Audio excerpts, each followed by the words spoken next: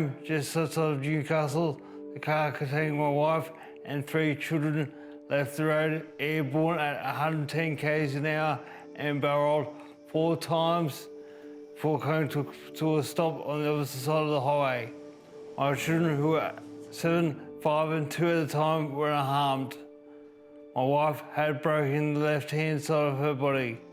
My eldest son, who was 7, was unable to get a response from me and freed himself, and then his younger brother. He had found a safe place for his younger brother to sit and was returning to get his youngest brother when Good Samaritans told him they would get the youngest.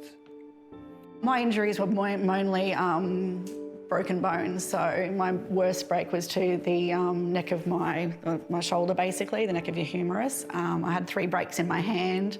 I had 8 broken ribs, a broken sternum and pelvis, 15 breaks altogether. Our eldest was 7, turning 8, and he's quite a big boy, like quite tall, but he was still in a 5-point harness car seat. And the other 2 boys, our middle son was 4 going on 5. He was also in a 5-point harness, and our littlest was a week off his 2nd birthday, so he was still in a 5-point harness car seat as well.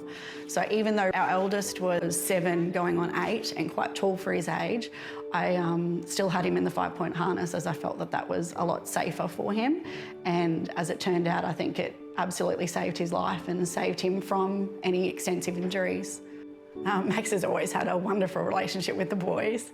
Like he said, they adore him, and I think they see him as a bit of a superhero, and they always have, but even more so now since the accident. He just enjoys spending time with them and just doing simple things. The biggest thing that they like to do together is watch movies, I guess, especially being 3 boys, they're superhero mad, so they like to watch all the Avenger movies and, you know, Batman movies and that sort of thing. I didn't see my children for the first 3 months of hospital because of how terrible I looked.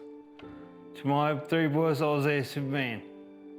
And we couldn't fathom the psychological impact it would have on them, seeing me with all the tubes hanging out of me. If it wasn't for the car seats, I don't know what would have happened, and I don't think we would have been able to recover like we have if they would have been injured or worse. Car seats are just so important to make sure kids stay in them for as long as possible. Our 7-year-old and our 4-year-old both received bravery awards from the QPS for their actions that day, which was a big thing for them. They make me proud every day. I hope my speech today can remind you how quickly your life can change, how important it is to live life to the max. My accident has taught me never to surrender and to give back to other people, not to set these small things, and always prioritise family and the people you love the most. I know they're a pain. I agree, they're an absolute pain when you're, having grandparents pick up your kids and that sort of thing. But and they obviously beg to be out of car seats and beg to, be in the front. But obviously we need to make choices as parents and make sure we make the right choices to keep them safe.